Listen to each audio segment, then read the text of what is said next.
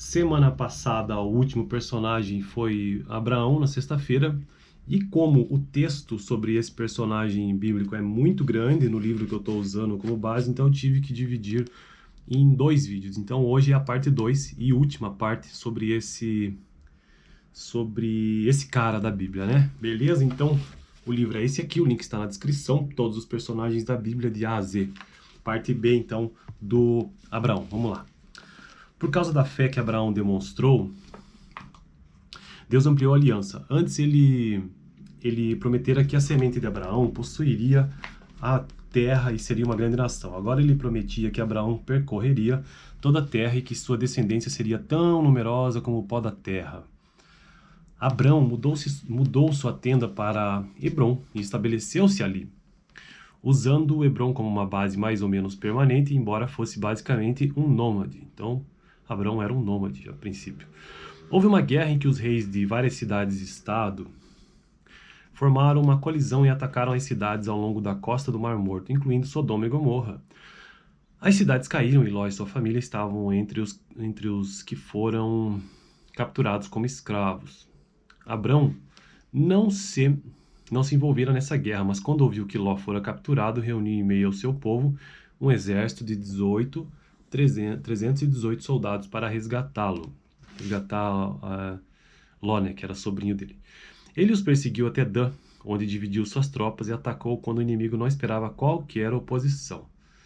Ele os flanqueou e afugentou, libertando todos os prisioneiros e recapturando todos os espólios retirados das cidades. Ele devolveu tudo ao rei de Sodoma, recusando-se qualquer recompensa, exceto a reposição do que o povo comera enquanto trazia tudo de volta.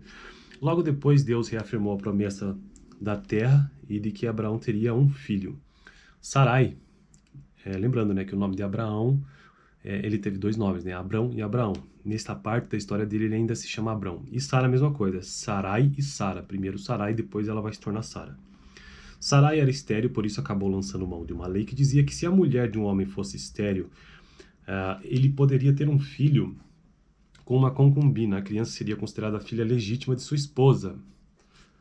Abrão consentiu e aos 86 anos tornou-se pai do filho que teve com a escrava egípcia de Sarai, Agar.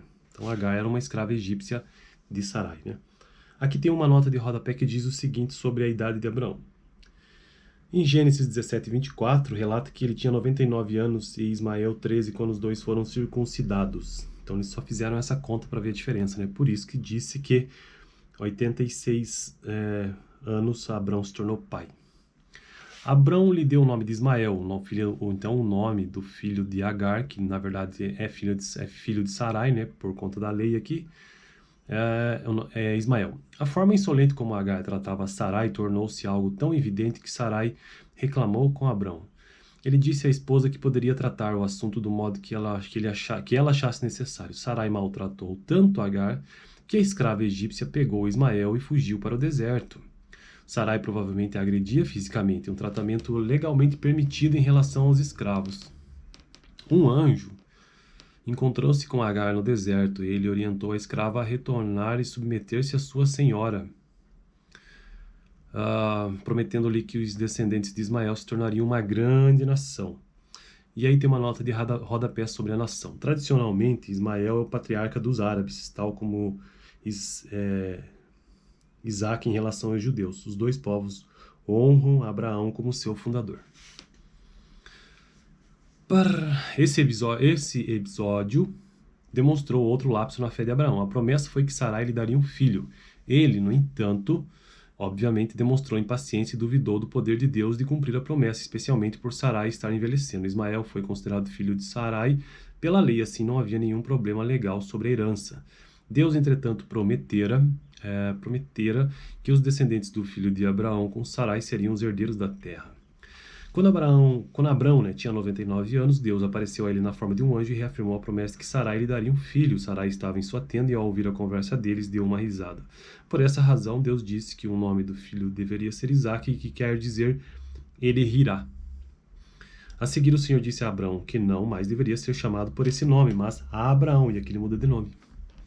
que significa pai de muitas nações. Então, apenas o acréscimo de uma letra, nesse caso, eu não sei qual que é o original, obviamente, deve ser em aramaico, alguma língua aramaico não, eu acho, né? Bom, na verdade eu não sei. Teria que estudar melhor para descobrir qual que era a língua aqui dessa época, desse povo específico aqui, né? Dessa região. O nome de sua esposa passou a ser Sara, que significa princesa, em vez de Sarai, que significa briguenta. Em muitas culturas, por milênios, era comum mudar o nome de alguém que em períodos de grandes mudanças na vida dessa pessoa. Abraão acreditou na promessa, aceitando a demonstração de que não havia nada que Deus não pudesse fazer. O Senhor ordenara que no acampamento de Abraão todos os do sexo masculino fossem circuncidados, um sinal e lembrete perpétuo da aliança deles com Deus. Por causa da fé que Abraão demonstrou, Deus confiou a ele seu desejo de destruir Sodoma e Gomorra. Abraão argumentou que não seria justo destruir a cidade se houvesse 50 homens justos ali, e Deus concordou com ele. Abraão continuou a barganhar com Deus, que por fim concordou em poupar a cidade se houvesse 10 justos em Sodoma e Gomorra.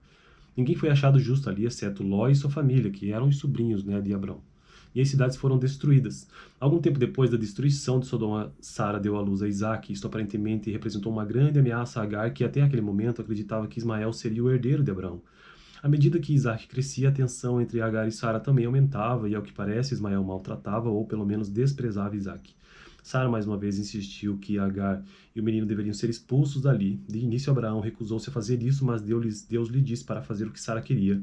Assim, Abraão entregou a água e alimento a Agar e Ismael, os enviou para o deserto. Deus os protegeu e cumpriu a promessa de que Ismael, como Isaac, seria pai de uma grande nação, os árabes. O maior teste de fé que Abraão enfrentou ocorreu no fim de sua vida. Deus ordenou que ele oferecesse Isaac em sacrifício. Esse foi um teste de fé não só para Abraão, mas também para Isaac. Não se sabe a idade de Isaac, mas é possível inferir que o menino, nascido quando Abraão tinha 100 anos de idade, era um garoto forte e saudável com idade oscilando de 14 a 16 anos. Nenhum homem com a idade de Abraão seria capaz de segurar e amarrar um adolescente rebelde. Sendo assim, parece que Isaac também estava disposto a aceitar a vontade de Deus. Quando Abraão estava prestes a cravar sua faca no filho, Deus o interrompeu dizendo, abre aspas, agora sei que você teme a Deus porque não me negou o seu filho, o seu único filho, fecha aspas. Deus não precisava fazer isso para saber que Abraão lhe obedeceria, ele já sabia disso. No entanto, Abraão precisava saber o que ele mesmo estaria disposto a fazer, né? Tem uma nota de rodapé sobre isso. Sobre essa questão de Abraão. O islamismo ensina que não foi Isaac que Deus... O islamismo ensina que não foi Isaac que Deus preparou para o sacrifício, mas Ismael, fundamentado nisso, afirma que os muçulmanos descendentes de Ismael são os verdadeiros herdeiros da promessa de Deus e não os judeus, os descendentes de Isaac. Beleza. Sara morreu em Hebron aos 127 anos, enquanto Abraão estava em Berseba. Ele retornou a Hebron, uma cidade cananeia, para lamentar a morte da esposa. Ele tinha um bom relacionamento com os cananeus, que lhe ofereceram um campo e uma caverna onde pudesse sepultá-la. Ele recusou a oferta, pois não queria aceitar presentes de pagãos. Assim, comprou o campo, portanto, tornando-o também propriedade legal de seus herdeiros. Algum tempo depois, ele se casou com Quetura, e pouco se sabe a respeito dessa mulher. Ela lhe deu 6 filhos, e um deles era Midian, ancestral dos midianitas.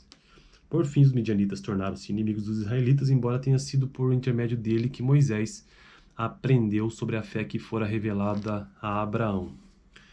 Enquanto se preparava para morrer, Abraão arranjou um casamento para Isaac. Ele enviou seu servo para escolher uma mulher em meio à sua parentela, os descendentes de seu irmão Naor.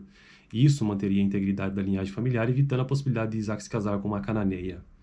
Esse arranjo para escolher a esposa de Isaac também fez com que o rapaz permanecesse na terra prometida e não fosse exposto às influências pagãs para encontrar sua noiva.